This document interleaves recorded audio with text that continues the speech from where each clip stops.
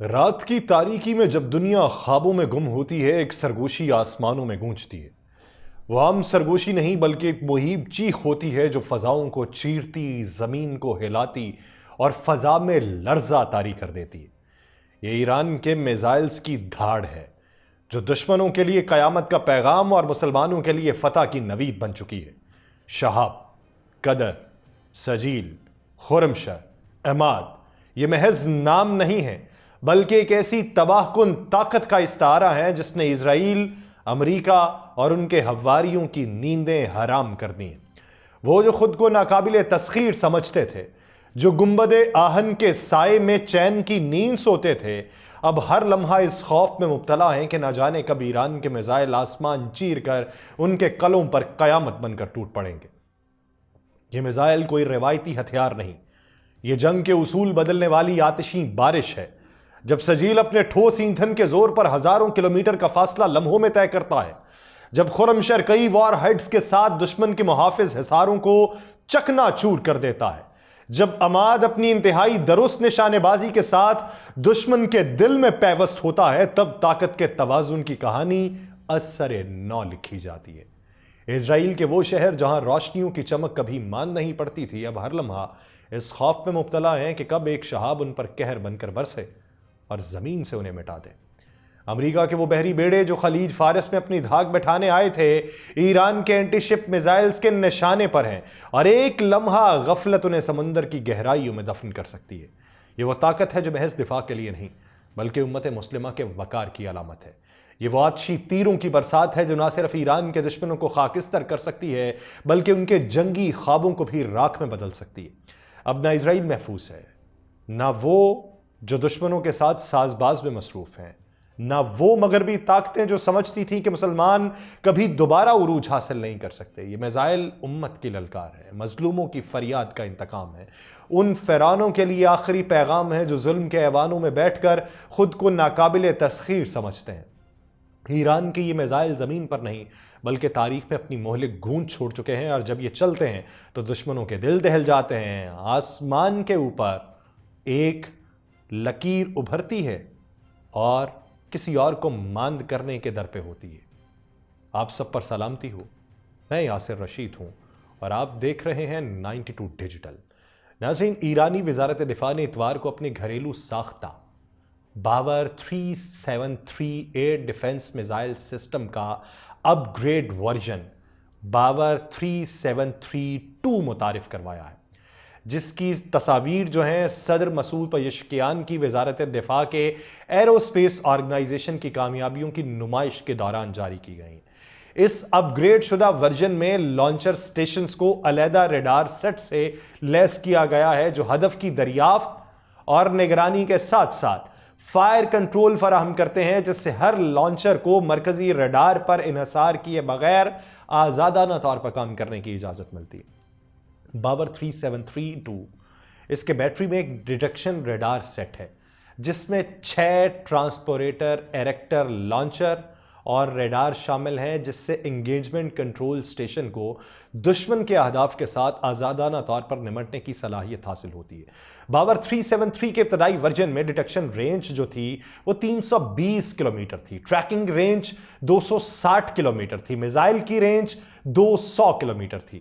تو اس کا جو 2 تیار کیا گیا ہے، یہ 20 سسٹم میں سیاد 4 کے استعمال کے بعد اس کی انگیجمنٹ رینج جو ہے وہ 300 کلومیٹر تک بڑھا دی گئی۔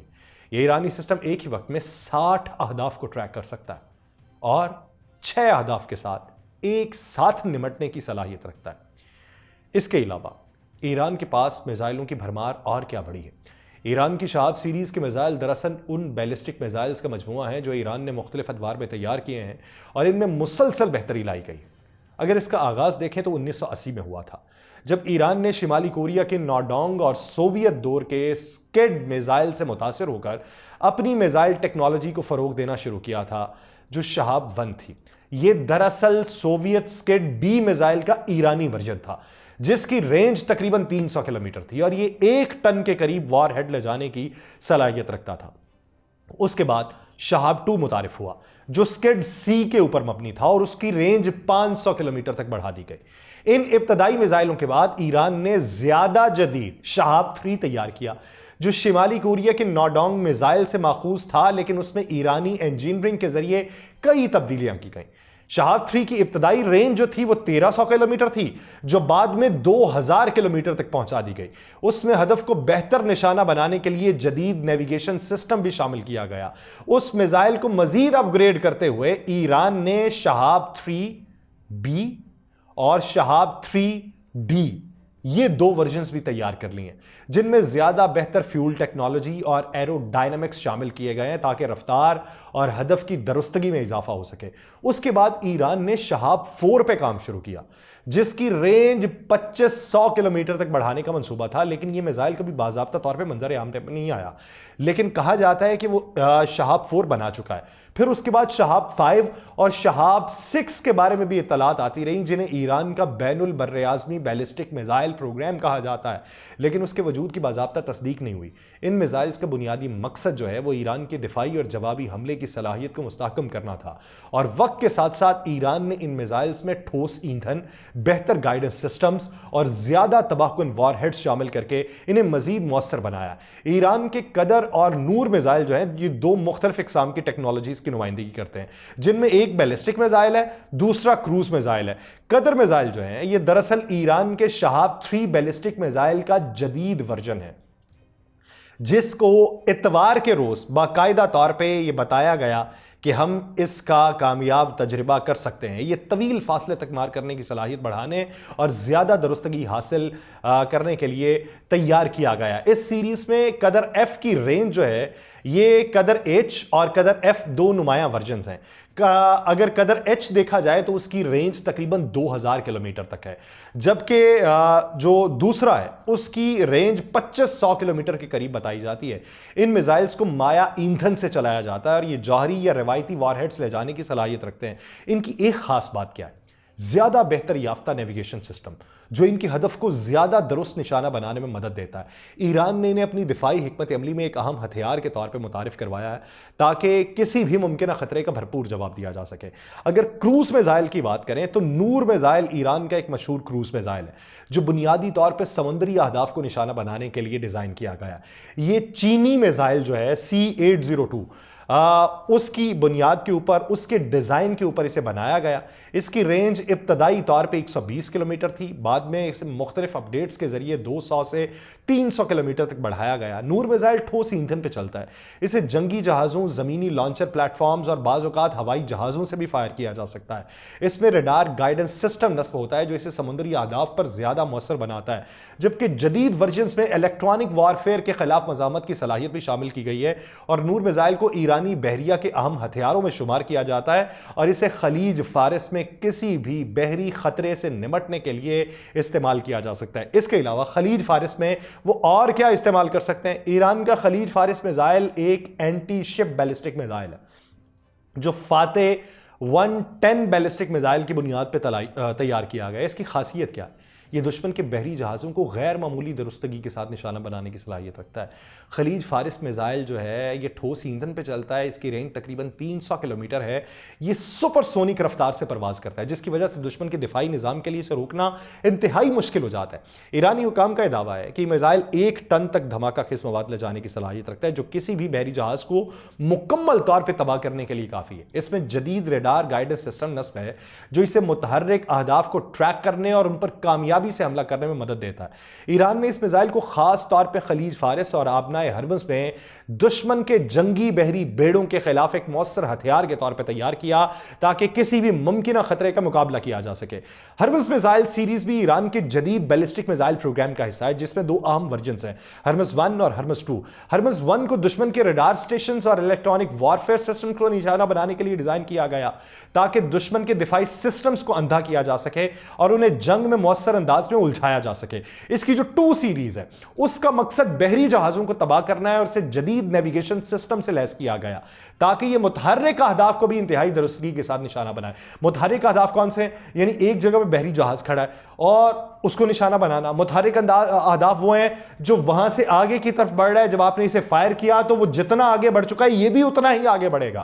ہرمز میزائلز کی رینج جو ہے یہ تقریباً 300 کلومیٹر ہے اور یہ سپر سونک رفتار سے ہدف تک پہنچتے ہیں۔ ایران نے ان میزائلز کو خاص طور پہ امریکی ایئر کرافٹ کیریئرز اور دیگر جنگی بحری جہازوں کے خلاف مؤثر بنانے کے لیے تیار کیا تاکہ اپنا ہرمز جیسے حساس علاقے میں اپنی دفاعی صلاحیت کو مزید مستحکم کرے۔ اب بات کرتے ہیں ان کے ڈرونز اور میزائل ٹیکنالوجی کی مزید، جس کے تحت مختلف اقسام کے جنگی اور نگرانی کے ڈرونز اور بیلسٹک و کروز میزائل تیار کیے گئے ہیں۔ اگر دیکھا جائے تو سب شہید 136 ایران کے مشہور ڈرونز میں سے جو ہے وہ پہلے نمبر پر ہے، اور یہ خودکش ڈرون ہے جو ایک رینج تک، جس کی رینج 129 ریپر سے یہ متاثر ہو کے بنایا گیا، جو امریکی مسلح نگرانی ڈرون ہے۔ MQ-9 بھی اسی طرح کا ہے، لیکن شہید 191 جو ہے اگر اس کو بھی دیکھیں تو یہ ایک اسٹیلتھ ڈرون ہے جو جدید سینسرز اور گائیڈڈ میزل سے لیس ہوتا ہے۔ اس کے علاوہ ان کے پاس ایک مہاجر 6 ہے جو ہتھیار لے جانے اور متحرک جنگی ڈرونز کی نگرانی کے لیے استعمال ہوتا ہے۔ پھر ان کے پاس ابابیل 3 بھی ہے جو ایران کے نمایاں ڈرونز میں شامل ہے، جو ہتھیار لے جانے اور مختلف اہداف کو نشانہ بنانے کی صلاحیت رکھتے ہیں۔ شہاب سیریز ایران کے میزائل پروگرام میں سب سے زیادہ مشہور ہے، جن میں شہاب 3 ہے، شہاب 3H ہے، قدر F ہے، قدر H ہے۔ یہ اس کے اپ گریڈ ورژن ہیں جو زیادہ درستگی سے ہدف کو نشانہ بناتے ہیں۔ پھر ان کے پاس ایک سجیل 2 بھی ہے جو ٹھوس ایندھن والا بیلسٹک میزائل ہے۔ پھر ان کے پاس اماد میزائل بھی ہے، وہ گائیڈڈ بیلسٹک میزائل ہے جس کی رینج 2500 کلومیٹر ہے۔ پھر خرمشر میزائل بھی ہے ان کے پاس اور 2000 کلومیٹر تک اس کی رینج ہے۔ پھر ایک ان کے پاس ہے فتح 110، اس کی بھی رینج بہت زیادہ۔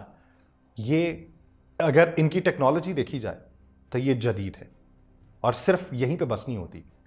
ان کے پاس جو کروز میزائلز ہیں وہ ہویز اور سومار بھی ہیں جو طویل فاصلے تک مار کرنے کی صلاحیت رکھتے ہیں۔